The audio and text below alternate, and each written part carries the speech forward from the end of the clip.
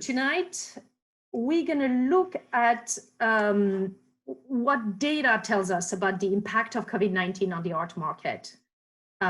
We'll try to be as factual as possible and draw conclusions from this data.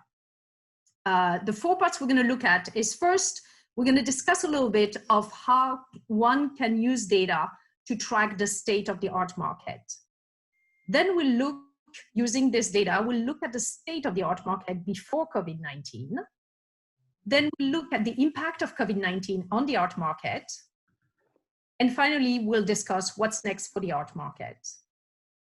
Before I start, I just want to say that this presentation is intended for information purpose only, and that it does not constitute at all an offer or an invitation by or on behalf of Pi-ex to make any investment.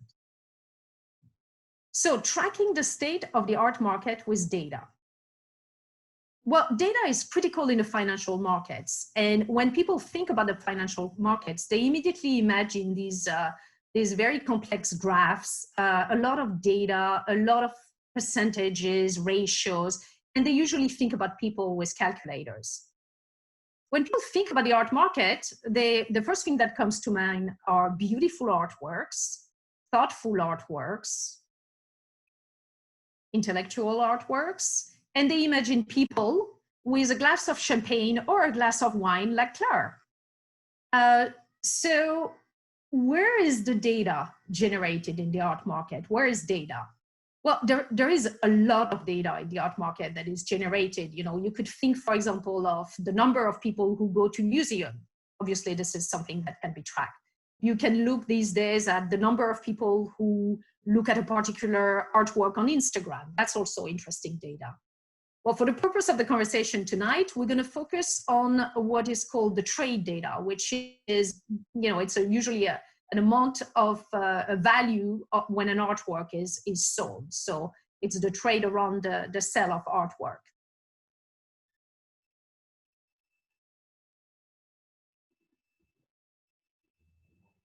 Are we stuck?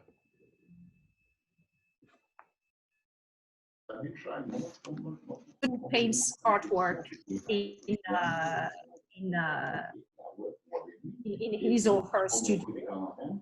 And then when the artwork is sold, hopefully the artist will be able to sell the artwork to some collector who at the beginning may just be his friends and family, but if he or she, the artist, gets paid, then that's the trade data generated.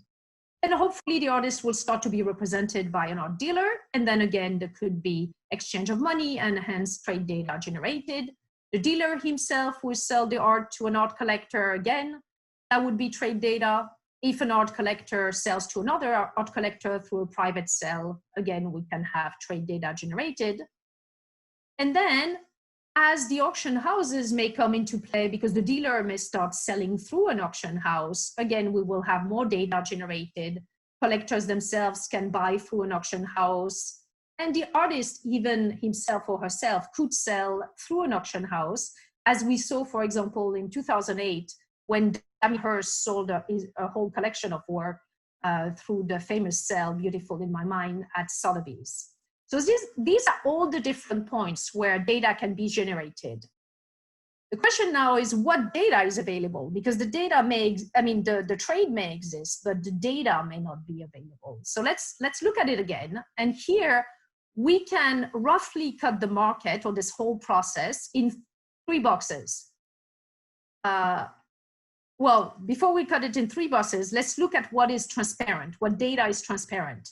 So here you can see on your screen the data that is published and can be found, and it's all the trade around the auction house. And then there is data that is not recorded, and that's mostly the data that comes from the artist or when a dealer sells. I mean, some galleries do publish their sale, but it's not a systematic process. There's not a place where one can go and find this information. So that's how we can now split the market in 3 boxes to see what can be traced and what cannot be traced and analyzed. So all the trade around the artist is often not traceable at all. There are a few artists like Gerhard Richter, for example, who does an amazing job at tracing all his sales, but he's really the exception. Most of artists do not keep that information. Then the trade of the dealers is a bit less dark. It's a lighter gray, because here we could find some information sometime, but as I said, it's not consistent. And then the only really box where we can find information is the public sale around the auction houses. And that's really where most of the data can be found and most of the data that can be analyzed. So to summarize, I could almost like put the market in 4 boxes. I can split the market between the primary market, which is when the artist sells the art directly, the secondary market when it's resale after the artist has sold it. And then I can separate the market on the other axis between private sales and public sales, which are the auction sales. And that gives us first primary market, private sale, no information. Primary market, public sale, very little data. That's when Damien Hirst sells his painting. Secondary market, private sale, it is exactly as you can see here. It's not visible because there is sometimes information, sometimes no information, so it's very confusing. And then really the only hope for us to understand the market is secondary market, public sale. That's the sale that happened at Christies, Sotheby's, Phillips. That's really where we can get very interesting data. So what does it mean? Some of you may be familiar with the report that everybody uses when they want to size the market, and that's the UBS report. And the latest report that was issued just a few months ago told us that in 2019, the art market reached a level of 64.2 billion. So here is our 64.2 billion, and now we can split it according to the different categories we've looked at. So there is the auction house sales, which according to the UBS report were 27 billion. And then we've got the dealer sale here, which were 37 billion. And again, these are not very visible. So you could ask if you could talk, how does the UBS report get these numbers? Well, what they do is actually very interesting, and they detail that in the appendix of their report. They estimate that there are about 100,000 dealers globally in the world. So they select 6,500 of them, and they send them a questionnaire once a year. And they ask them a lot of questions about their business. And in last year's report, they said they receive a 17% response rate, which gave them about 1,000 answers. And from that questionnaire, they then do the analysis and come up with this estimate of the market. And because they do it consistently year after year, this is a very interesting reading on the market. So, but here, because we're looking for very detailed, transparent data, we're going to focus on the auction sale. And out of this 27 billion, we actually cannot keep everything because auction houses do sell privately sometime. They do not organize all the time auctions. And when they sell privately, they don't provide information either. So we have to take out of the 27 billion, 2.8 billion from these private sales. And that leaves us with 24 billion for the auction house public sales. And out of this 24 billion, we know that Christies sold for 4.9 billion in 2019. Sotheby's sold for 4.7 billion. And Phillips sold for 700 million. And that leaves us with about 14 billion, 13.8 billion, with all the other auction houses. And there's an estimate roughly of about 5,000 auction houses worldwide. So there are a lot of players there, but really the ones who provide the most detailed, most consistent information are really Christie's, Sotheby's, and Phillips. So what we do at Pi-ex and the analysis that you're going to see going forward is based on Christie's, Sotheby's, and Phillips, because we believe that these top 3 auction houses are really a barometer for the market. They really give us a sense of where the market is going. And actually, when you look at the press and the news about the art, especially when you look at the financial reviews, you can see that all their big title, all their information always come up from these top 3 auction houses. So that's why we really like to use this information. I mean, this is actually the only auction houses where we can find as detailed and systematic auctions data. and especially over a very long period of time. And that's really with this barometer that in the next slide in the presentation, I will share with you some of the information that we have found about what's happening in the market. And I'm just gonna stop here for a little bit. And if Matteo, if you or Claire, if you have received some questions, maybe we can do a little break before I go forward. Do we have any questions, Matteo? Not yet. Well, from the public, not yet, but I have received previously one, if I may. And you want me to pose it? Yes. So, thank you for presenting this part, which was very, very insightful. And I was wondering if you could share with us your view on why most trade data is not reported in the R market. That's an interesting question, very interesting question. It is in fact puzzling because there's so many industries. I mean, if you want to know about how much shampoo with conditioner is sold, you can find the whole information. But if you want to know about art, there's not that much information. And I believe that the main reason is probably that the art market is a very fragmented industry. You don't have that many big players. Actually, the top 3 auction houses are really the largest player. And as you could see in the previous slide, they're still a very small share of the market. So I think it's a lot of individuals in this market, and there's no particular regulation or it's not an industry. So people are, nothing forced an artist to report their data, nothing forced a dealer or galleries to report their data. And there's no, I think because of the lack of the regulation and the fragmentation, that's the situation today. It's a very interesting answer, and thank you, Christine. So the public, I have one, actually 2. And the first, James, thank you very much for this, is asking whether the share of the R market taken by the 3 auction houses been consistent over the years. That's a very forward-looking question, and we will answer you later, because later in the presentation there will be graphs and charts addressing this topic. And secondly, from Louise, she's asking this: if you're primarily only looking at auction house sales, then is our view of the R market quite skewed? It is skewed in some ways, absolutely. But that's why I wanted to share this first part with you, so that you know in what way it is skewed. We absolutely do not pretend to represent the whole art market, but it's a barometer.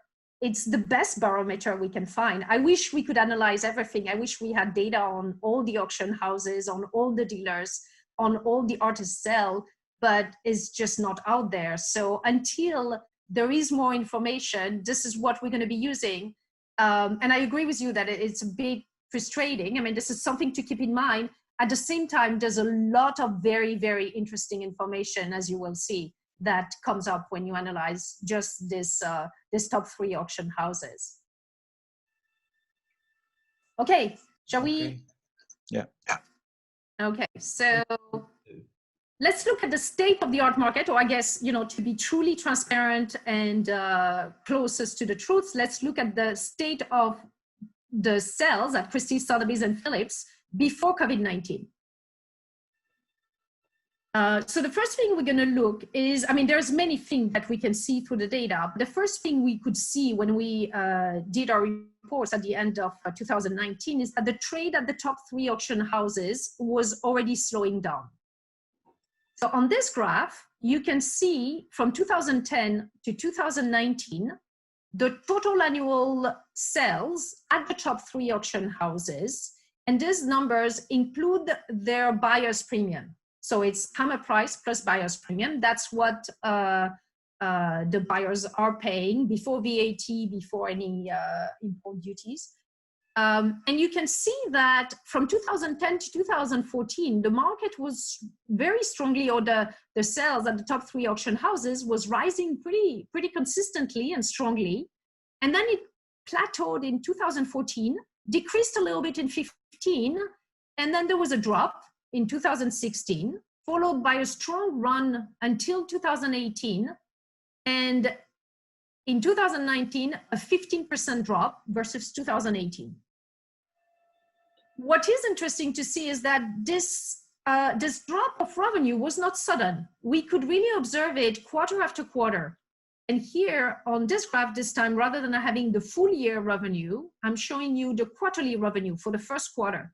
And you can see that the first quarter 2019 showed a decrease of 17%. And we saw that again the next quarter. In the second quarter of 2019, we saw a drop versus the second quarter of 2018. Same thing for the third quarter. Again, a drop in the third quarter 2019 versus the third quarter of 2018.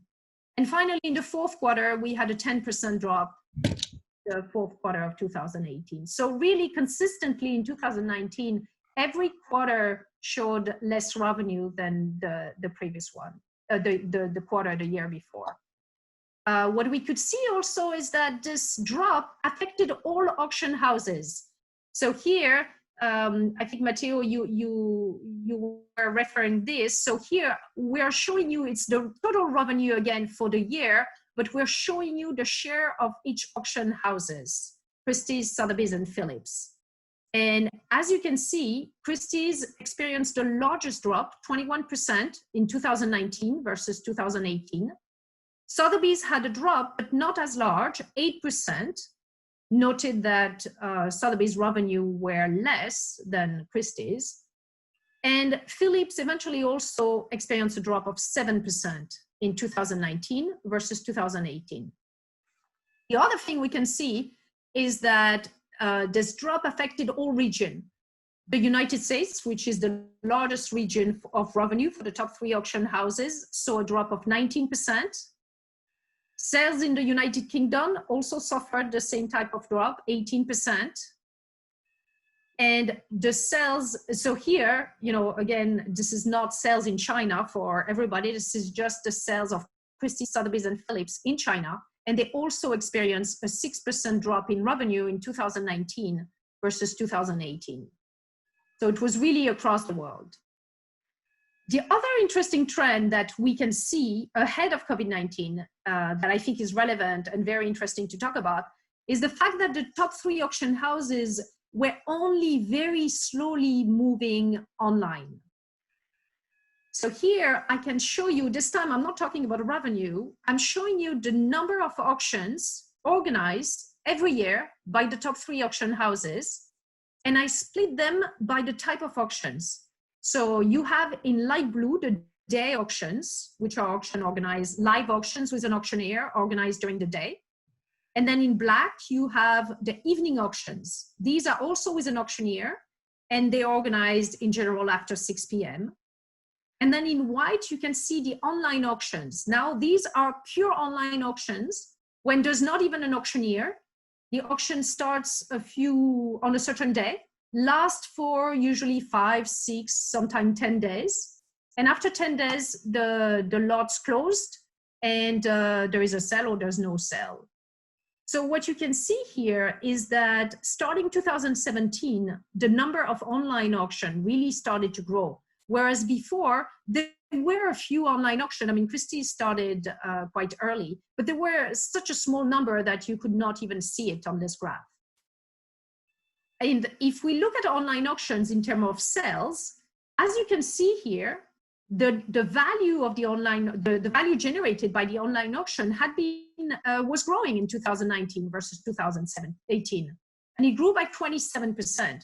Which in the context of the numbers I showed you before, where basically everything was decreasing, was quite an amazing improvement, but it was still very small, because if you compare it to the evening sales, the revenue generated by evening sales, you can see that yes, they've been falling by 21% in 2019, but they still almost generated for the top 3 auction house almost $6 billion, to compare to 170 million for the online sales. And their sales also decreased in 2019 versus 2018, but they also still generated 4.5 billion. So really big chunks of revenue for the auction houses. So if I show you now the revenue generated by online sale during the year 2019 versus the year 2018, you can hardly see it actually, because it's the little bar on the top, the little white bar, and that's how much revenue were generated through pure online sale at the top 3 auction houses in 2019. So here you can see that evening sales and day sales are really important in where was very important in 2019. One way to look at it, I think that is, which is important to look at before we move on to COVID-19, is that using the numbers I just show you, we can look at the average revenue generated by an online sale. And that's what you can see here, or actually you cannot even see it because it's such a small revenue. In 2019, an online sale at the top 3 auction houses generated less than 1 million for that sale. And it's interesting to compare it to a day sale, which if the auction houses organize a day sale, they can expect on average to have about 10 million. And if they organize an evening sale, they can expect on average, well, in 2019, they generated about 50 million. And the other thing that's interesting to see is the fact that a day sale is pretty stable, while evening sales are very volatile. Like in 2014, for example, the evening sale generated very high revenue, whereas in 2016, they really generated less revenue. So, but I think here what's interesting is really to note the scale, the difference between what an online sale can generate, what a day sale can generate, and what an evening sale can generate. And if you're familiar with the auction, you know that these are very different formats. An evening sale is it's an evening affair. You have to register to be registered. You cannot just show up. It's really a very high profile event that is marketed a lot. A day sale is more casual. I mean, you can come in, you don't have to register, but it's still a live event. You have to be there, or you have to be there physically or not physically. You could call, you could bid online, but there's a time to buy, and if you miss it, you miss it. An online sale is more an ongoing process. You have a few days to bid, and so these are very different formats, and in some ways this can affect the revenue generated by the sale. So that's the end of the second period before we move to the heart of the impact of COVID-19. And before I do that, we'll just stop a little bit to see if there are any questions about the state of the art market before COVID-19. Matteo? So yeah, I'm waiting. Yeah, I have one interesting question. You said that your market was already declining in 2019, but reading newspapers but other source of informations, it seems that your market is always growing up. How do you explain this? How is this possible? I think you can have different reading on the art market. I think it depends what you look at. As we've outlined very clearly, we do not report on private sales. So it is very possible that someone who would look at private sale could have this vision. The only thing we can report on is the data that is publicly available, and looking at that data, the sales at the top 3 auction house did not grow in 2019. For that I am sure. Okay, and I have one question from Julia, who asks why there was such a drop in 2016 for evening sales. That's a very good question. There are different interpretations in that. If you look at the financial markets, actually, they also reflected a lot of volatility and a drop. I think there was a lot of question. I mean, it was the time of the American election. It was the time when the UK was looking at Brexit, a lot of uncertainty. So I think this whole may have reflected into the willingness of some of the buyers at evening sales to bid or not bid on some lots. Matteo, do you want to move forward?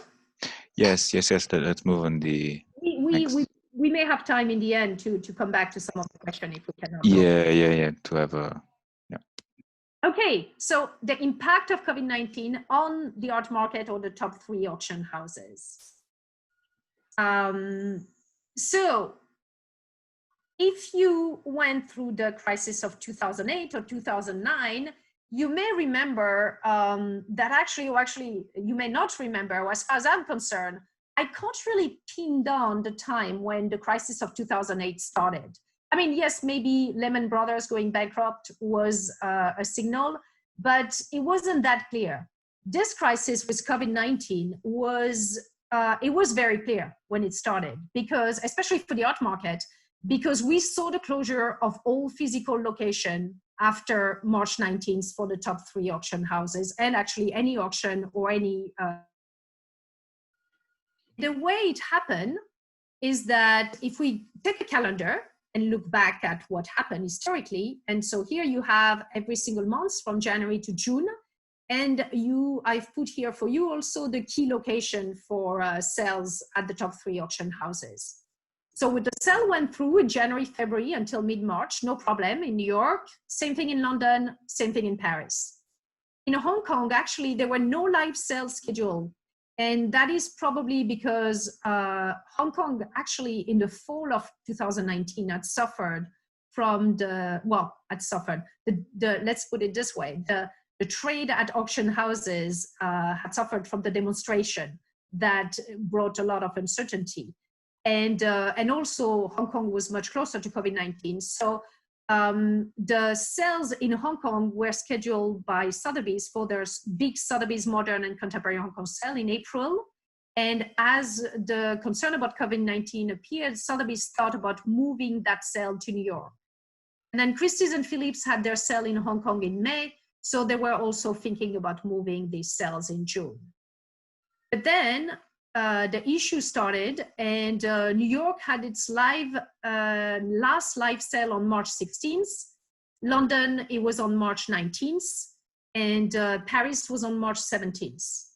And from that time on, all sales in New York and London were either postponed or moved online.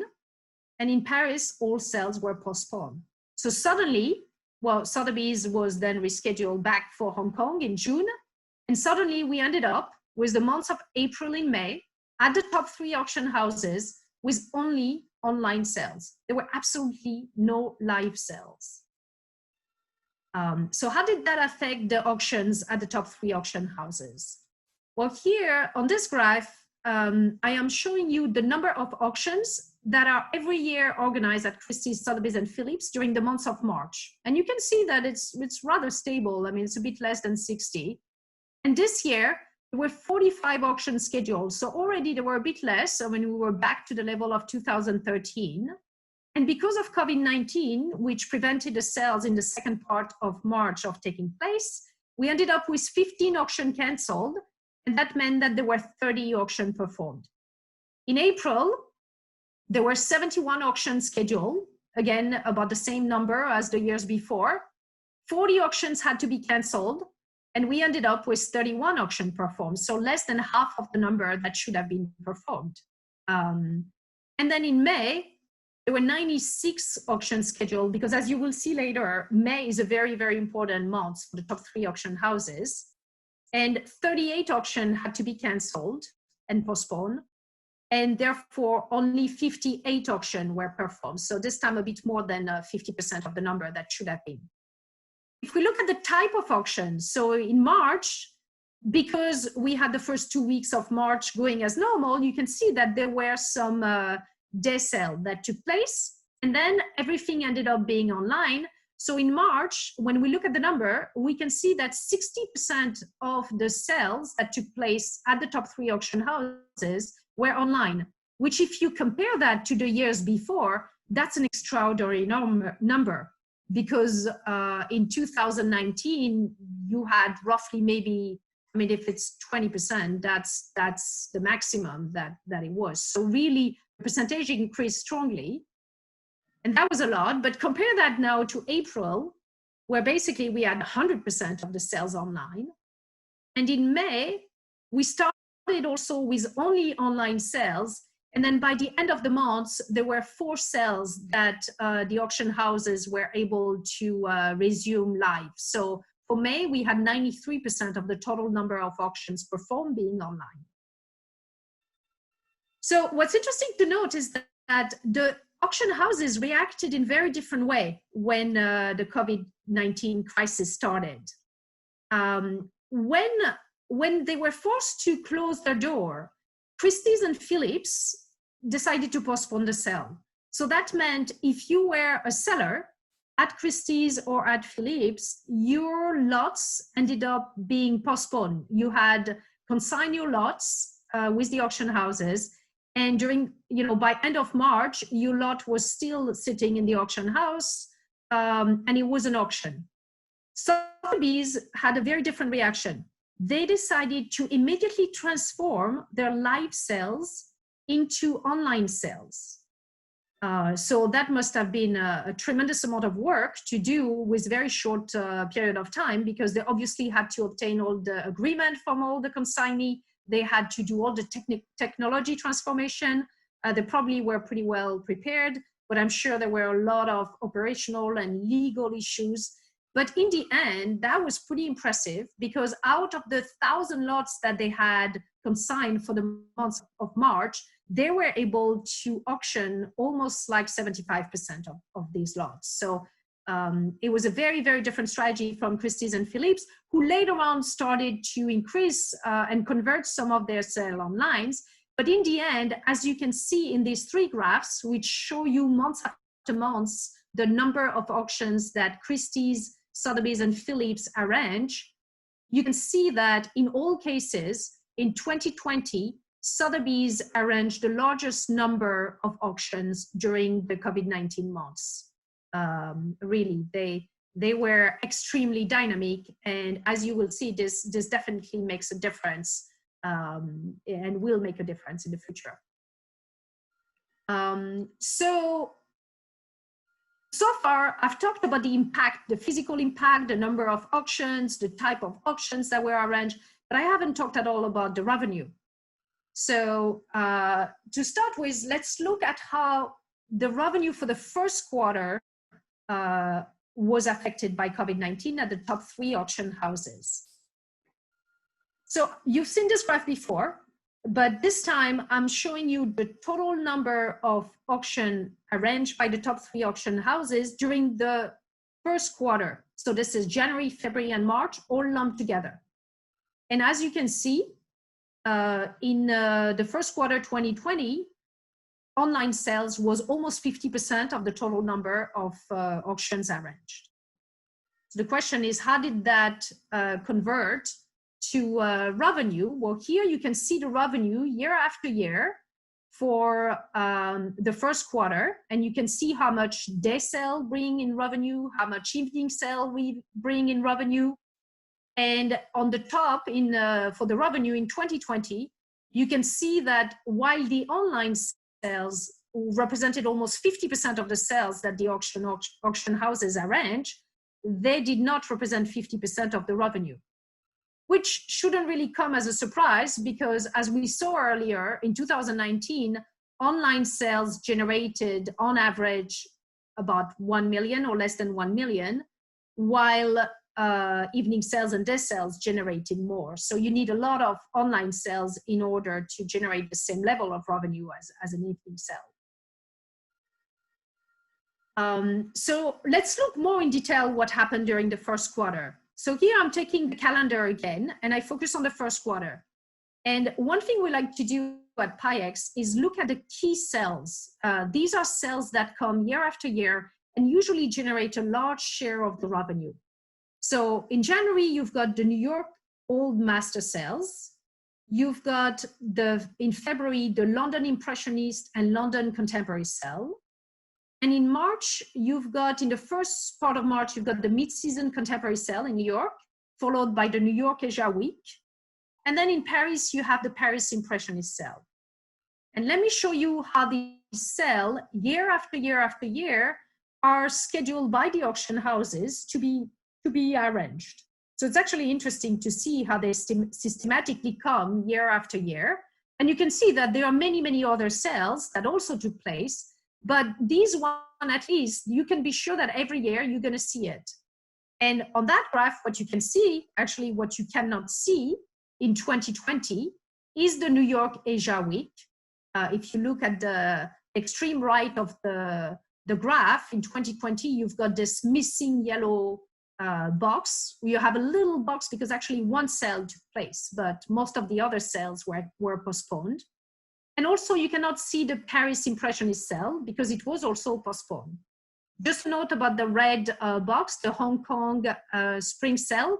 These are Sotheby's sale, and as you may remember from our earlier calendar, they were scheduled in April. So that's why you do not see them. They were not canceled initially.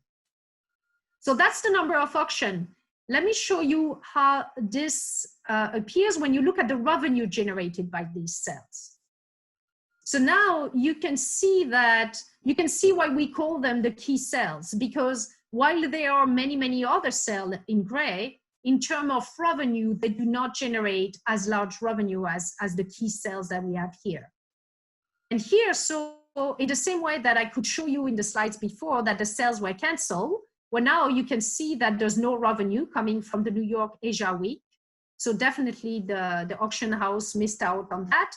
There's no revenue coming from the Paris Impressionist sales, but you can see that it's marginal revenue for the auction house. But I think also very interesting on that graph is look at the revenue generated by the London Impressionist and the London Contemporary sale. At least for the London Impressionist sale, you can see that in 2020, it was about half the revenue generated in 2019. And so we were very curious to know why this could be. And some of the answer we've been given is that maybe it was an indirect impact of COVID-19, because apparently we've been told that usually there are quite a lot of Asian buyers who bid at these sales, and that this year they were visibly absent. So maybe because COVID-19 started earlier in Asia, maybe that's what prevented them from bidding this year, and this had an indirect impact on the revenue generated for the top 3 auction houses. So this was first quarter, but this was really only the beginning of COVID-19, because this was just 2 weeks at the end of March. Now let's look at the revenue for the months of April and May, when, as you may remember, we had almost 100% of online sales. So how did that impact the revenue compared to the years before? Well, in some ways, Claire said at the beginning that I started the first online art gallery in New York back in 1997. So I am a strong believer in online sale. I believe in the power of the internet and how it could really change and dynamize this whole market. But, and as I've been talking about online sale, one of the things that often I would be told is like, well, if I have a choice to go to an auction house to look at the artwork, why would I buy online? It's not as good. It's not as good an impression. So here, I think we had a very interesting situation in some way in April and May, because there was no other option. It was really either you buy online or you just can't buy. You can't go to the auction houses. So it's like almost a torture test to see if online will really deliver.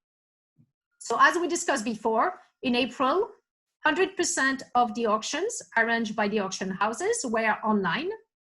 And in May, 93% of the auctions were online. So how did that convert when we compare it to the revenue? Well, here you can see the revenue generated in April 2020 by the online sale was 44 million. And in 2019, the revenue generated by the day, evening, and online sale was short of 600 million. So that's a pretty large discrepancy. And in May, May is a huge month because you've got the big mega sale in New York, big evening sales. And last year, it was about 2.6 billion that was generated at the top 3 auction houses with the online sale, with the day and evening sale. And this year, the revenue generated by the online sales was less than 100 million. So again, huge difference. Now, we have to look at it in more details because you have to understand why these numbers are different. So if we look at April in the same way as we did for the first quarter, you know, in April, the sales that are really important are in London, there's an Orient and Islam sale. In Hong Kong, there's the Sotheby's Hong Kong Spring Sale. And then in New York and Hong Kong, there are important accessory sales. And what we call accessories is we put together watches, jewelries, and bags. And so if we look at the number of auctions that were arranged by the auction houses year after year for these type of auctions, you can see that this is, you know, there are many sales in Hong Kong organized by Sotheby's and in the Orient sale. And you can see that in 2020, both the Orient and Islam sale and the Sotheby's Hong Kong Spring could not really take place, although there were a few sales. Sotheby's kept some of its Hong Kong Spring sale, canceled the largest one, but did try with a few of them online. And same thing with the Orient and Islam sale. There were a few sales arranged. And in May, you have Christies had its Hong Kong Spring sale in red here. And then there is mostly the New York mega sale. And on the graph below, again, I'm showing you the total number of sales arranged. So you can see the red cell, the red boxes, which are the Christie's Hong Kong Spring. Below, you have a lot of very important sales, which are all the sales from the New York Mega Week. And above in light blue, you've got the accessory sale.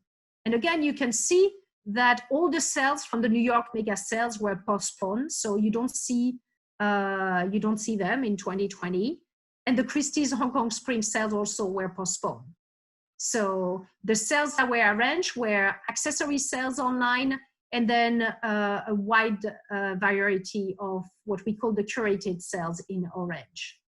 So if we look at the impact on the revenue, well, you can see that the accessory sales that were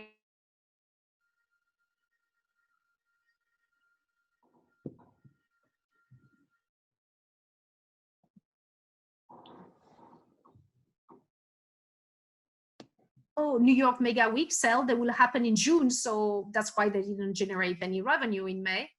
And same thing with the Christie's Hong Kong Spring. But then the accessory sale that were there also did not generate revenues. That probably was a bit disappointing. So it's really, with all these sales online, I mean, the big question that one had is how can these sales compensate? I mean, can they replace the live sale? Are we going to be in a world tomorrow where it's only going to be online sale? So to see if this is possible, one very interesting analysis to do is to look at 2 online sales that took place. They were organized by Sotheby's, and they are traditional sales during the New York Mega Week. And Sotheby's decided to keep them. Christie's canceled all their sale, but Sotheby's had this sale. And it was the Contemporary Art Day online auction. And that sale generated 13.7 million, which was very impressive. And so what we did at Pi-ex is that we decided to compare it to other online sales. So on this graph, you can see the white dot. Every dot is an auction. And the auctions are mapped on the x-axis, the map, depending on the number of lots that the auction included. And on the y-axis, it is the revenue that they generated. The white dots are online auctions before COVID-19. And the gold dots are online auction after COVID-19, since mid-March. So here you can see in light blue, we've marked this sale that generated 13.7 million. It's the online May New York Contemporary Art Day auction. And as you can see, there has never been an online sale that generated as much revenue. So it was a really impressive sale. if you compare it to online sale. That was really a great result achieved. But now, if you compare it to the live contemporary art day sale, here we've put on the graph the revenue generated for the past 3 years. And in 2019, the live sale generated over 100 million. So there's really a difference of scales between the different formats. And we can do the same with the Impressionist and Modern Art Day Sale online, which was arranged by Sotheby's from the 4th to the 18th of May. This sale generated 9.9 million. You can see it now on the graph with the red text. So it was not as good as the Contemporary Art Day Sale, but it was still a pretty impressive result for an online sale. And here I'm showing you to compare the results of the live May New York Impressionist and Modern Art auction. So they do not generate, historically over the past 3 years, they have not generated as high revenue as the contemporary sale, but still more revenue than the online sale. So that's an interesting comparison to get a sense. And because of the difficulties, I think, to generate high level of revenue for online sale, what we ended up seeing is, in this graph, I'm showing you the average revenue generated by auctions, all types of auctions in general, during the months of April. And you can see that in general, during the months of April, auctions generate about $10 million. And which kind of makes sense because the month of April is usually a month of day sales. So that's about the average of a day sale. And you can see that in 2020, the April auctions that were arranged, which were, as we know, 100% online, generated a much lower average revenue. And same thing for May, but here it's even more dramatic because in May, usually we have a lot of evening sales that generate even higher level of revenue. And what we can see here is that a sharp fall of average revenue, which, you know, could just be a very sudden and temporary fall, because in June, we now going to have sales that used to be scheduled in May, used to generate very high average revenue, now will appear in June rather than May. So this is, you know, this doesn't mean that the traditional sale did not perform. They were postponed, and therefore for the auction houses, the alternative that they offered did not generate as much as the traditional sale. That's the way to read this graph. So, but I think these were, you know, if there is two things to take out of these graphs is when COVID-19 hit, the auction houses went into overspeed. I mean, they really produced tremendous efforts to convert sales online, to come up with this whole schedule and calendar of sales. They were extremely, extremely active, and they really offered a lot of alternative despite the difficulty of having the live sales, the auction houses closed. But unfortunately, in terms of revenue that they were able to generate for these 2 months, especially April and May, it was really not to the scale of what they usually would have generated if it had been under normal conditions. So that's the end of part 3. We'll open, I guess, for a few questions, but maybe rapidly because I'm looking at the time and we are running a bit late. Yeah, I have received some questions from the floor, which are very interesting and fit from this part of the presentation. And so I start from Majo, who asked actually 2 questions, but they are, I think, related among each other. And the first one is, has the variation of revenue something to do with star pieces at evening sales? The answer is yes. That's a small preview. And secondly, by the same person, if the online sales are increasing after COVID, but the money generated is very little by comparison, is it that the most important expensive artworks are not being purchased online? Definitely. I mean, there's you know, our sale depends on what is consigned at the sale. So if there are interesting and fascinating artwork that going to generate a lot of demand, there is more possibility that the price will increase. And I think that's really what you see for evening sales. The huge variation could depend not only of what the buyer is willing to pay, but also what the seller is offering to sell. So it's always that's why you see this huge volatility in the evening sale. It's probably a bit less true for the day sale because, as you may remember, it seems to be much less volatile and much more uniform. And that's also because at day sale, you usually have a much larger number of lots offered. So I think on average, it's more leased.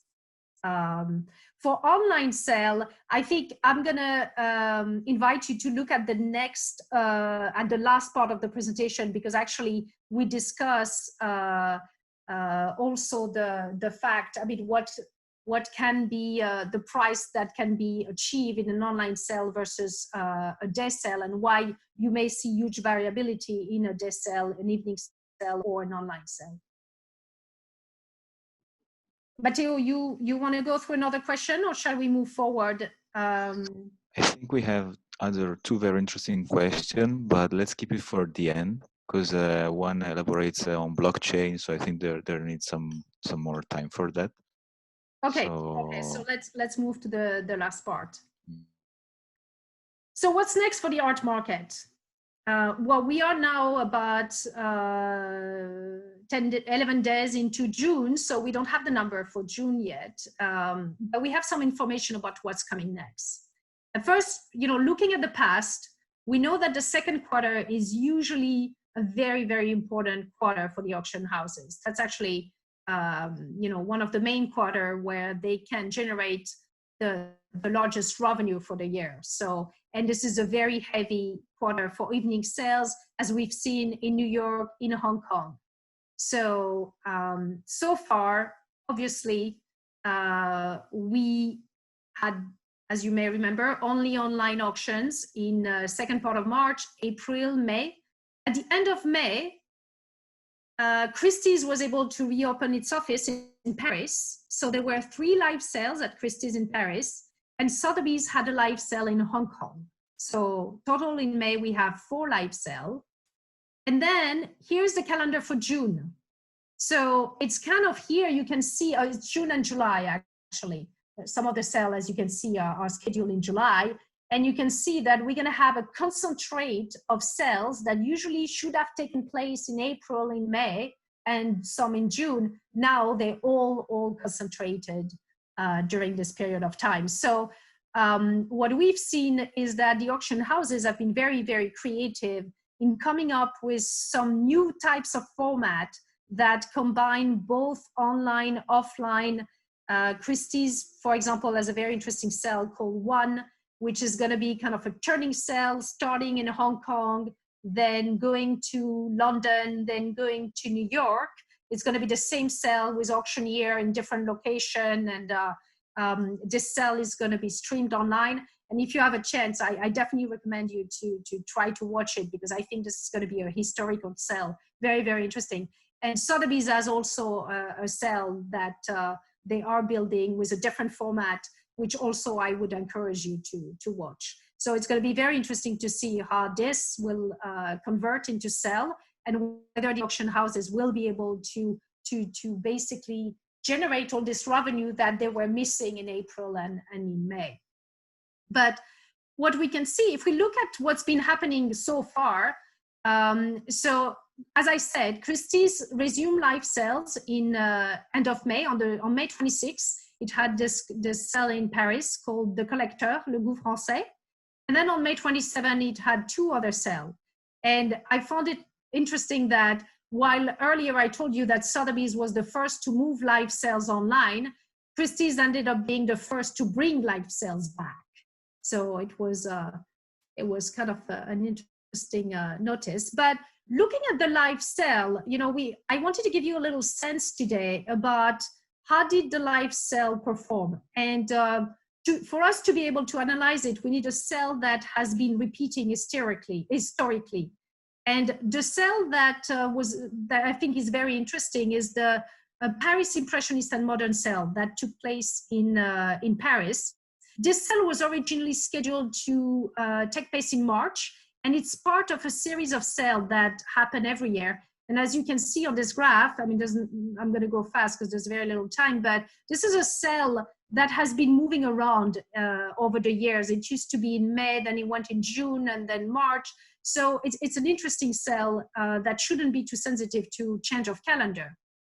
And so, as I said, on June 4th, finally, Christies was able to have this cell named Art Impressionniste et Moderne, which originally was scheduled for March. And here I'm showing you the number of lots that were cataloged for this cell, this specific cell, from 2007 to 2020. And you can see that the number of lots actually has been varying quite widely over the years, but that this year in 2020 was very much in line with the same number of lots that were scheduled in 18 and 19. And you can also see that there were a certain number of lots withdrawn, which was a little bit higher than the usual. Here, I am showing you the total low estimates for all the lots that were cataloged in that cell. And so in blue is the total low estimate, and the box, the white box at the top, is the total low estimate value of the lots that were withdrawn. And from this graph, the first thing you can see is that there was a certain nervousness of the seller for that cell that happened on June 4th. And I mean, you can understand them. This was the first significant live cell to resume after COVID-19. So the question was, you know, will there be appetite in the market to buy these lots? And at the beginning of the sale, actually, the auctioneer announced that 4 lots had been withdrawn from the sale. And then during the sale itself, there were 2 additional lots that were withdrawn. And I think definitely that showed the nervousness, and especially at the top for high value lot. And that's why you can see the box, the white box at the top here is pretty big, because these were top lots that were withdrawn. Now, how did the cell perform? Well, on this graph, which is one of Pi-ex signature graph, we are showing you the gray line is a total low estimate for all the lots in that cell, and the blue line is the total high estimate. So that gives you kind of a bandwidth for the offering. And the gold dot is the total hammer price. So obviously, if the gold dot is below the gray line, that means that overall, the buyers were not willing to pay as much as the seller wanted. If it's way above the 2 lines, the gray and the blue line, it means that there was great appetite by some buyers to buy the lots, way above what the sellers wanted. And then, like this year in 2020, you can see that the gold dot was, the total hammer price was very comfortably in between the lower estimate and the high estimate. So that was actually very good news. And here we're showing you the percentage of lots which were bought in, meaning unsold. And this percentage is red. Then in gray, you can see the percentage of lots that got a hammer price below the low estimate. In white, when they got a hammer price at the low estimate, exactly at the low estimate. And in blue is for the lots that obtain a hammer price above the low estimate. So you can see that this year, the percentage of bought-in was higher than last year, but it wasn't dramatic. It was not as much as in 2011 or 2012, for example. So overall, it was a pretty successful sale. And finally, the graph I'd like to show you, because I think it's really shows the power of a live sale. On this graph, you can see every dot is an artwork. And on the x-axis, we are showing you the low estimate for that artwork. And on the y-axis, you can see the hammer price. So you can see that lot 344, which was this year, the lots of this year are shown in gold. So you can see that these lots performed really well because it had a low estimate of 2 million and it sold for almost 5 million hammer price. So that was a very good performance. And so any lot that is above the black line performed very well. Anything below did not perform as well as the seller wanted. And I think, you know, what we saw in that sale, which was very interesting, was that when you have a live sale, there's a better chance that you will have a buyer who will go above the estimate, who will follow his drive in the moment of in the instant he will be really enticed to buy that lot at whatever price.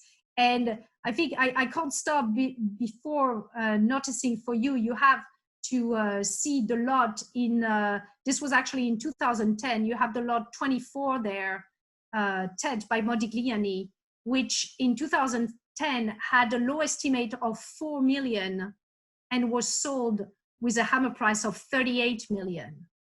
And that's really the magic of the live sale. And so far, it is really something that has been missing in the online sales with the current format. Now, as I was telling you, there's a whole new format coming in the coming weeks with at Christies and Sotheby's with this, which is a mix of online and live sales, and it's going to be really interesting to see if the auction houses are going to be able to reproduce online the magic that they get live, or if they will have to go back to the routine of the live sale to generate the revenue that they've been generating historically. So that's the end of the presentation, and I'm happy to continue the conversation if Claire, you want to continue it. Yes, I think we have several questions. Do we not, Matteo? Yeah, at least 2 or 3. And firstly, from Louise, she was wondering if we noticed any trends in what people are actually buying since March 2020. For instance, oil master painting, contemporary photography, or 20th century works of art. I think it's a bit too early to do this type of analysis, because at this point, the offering is really limited to what the auction houses have been offering, and there's not enough data. I think it would not be significant enough to really get a sense.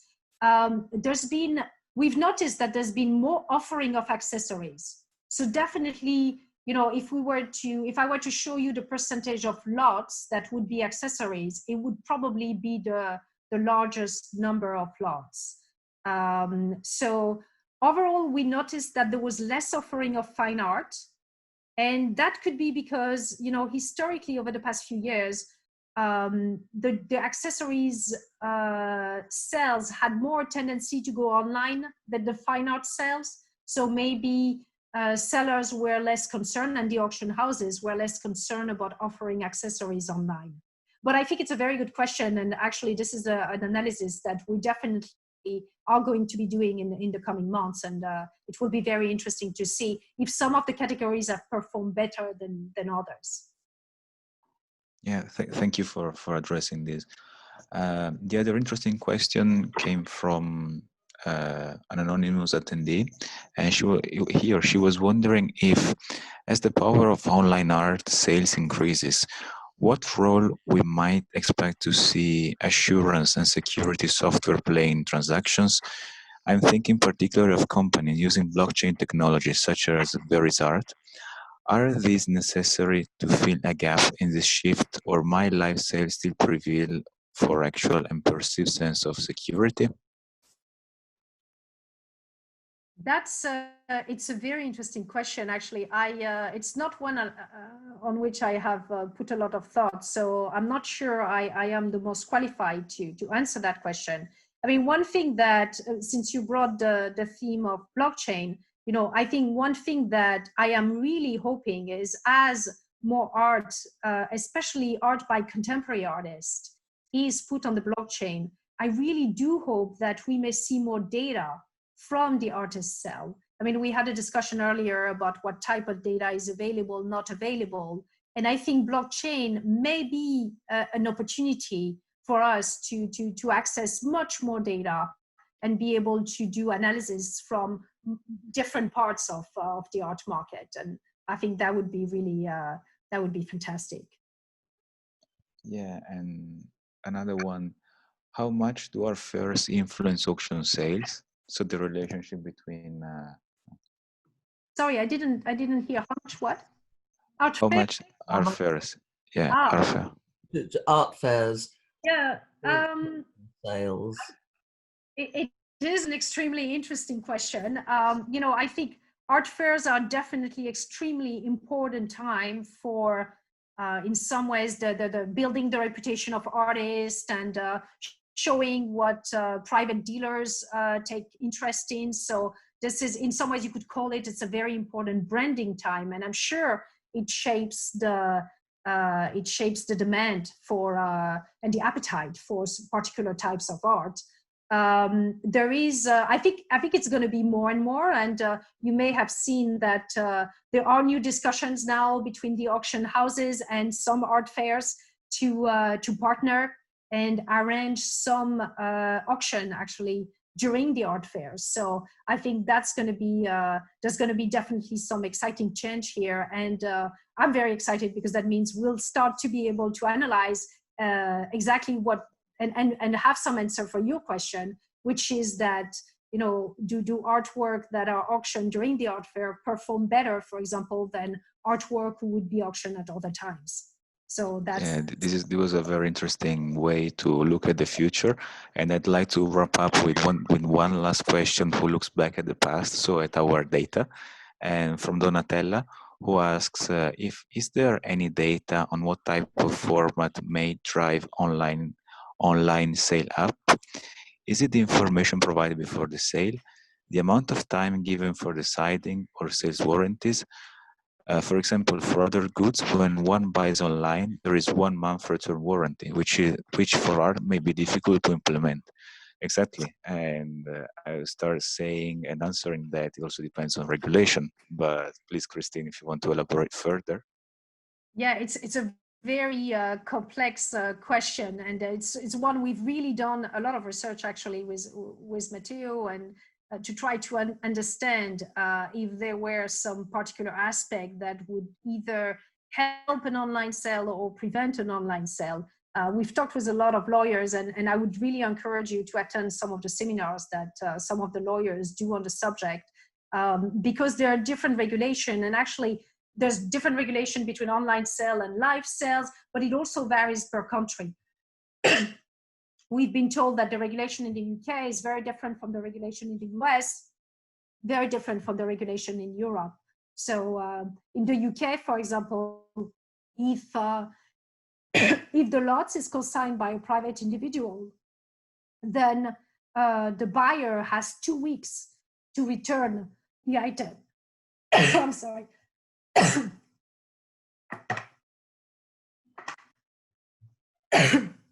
So the buyers has 2 weeks to return the item after receiving the item. So which is very different from a live sale where you don't have a return policy. So I think these do affect indeed potentially the appetite of the consignor or the buyers. I'm sorry. Do you want a very last question, then we can close, or do you want to wrap up here? Claire, you decide. Well, with so many postponed sales coming up in June, July, might we ask you for a brief update at some point? Oh, I'd love to. I mean, there's nothing that makes Matteo and I more happier than sharing our data. So definitely happy, and definitely to answer a question. It's a thrill. So yeah, and absolutely. If we didn't address some topic during this Zoom call, please do feel free to reach out, either me or Christine or Claire or anyone, to move the conversation. Email address, or it is somewhere down in the chat. Yeah, FinClaire without I at AOL.com. And I will pass them on.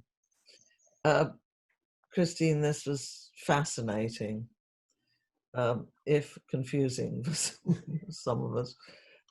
Thank you so much. And I will ensure that you have a jolly good bottle of wine to enjoy with some cheese. Thank you very much, Claire. And it was a true pleasure.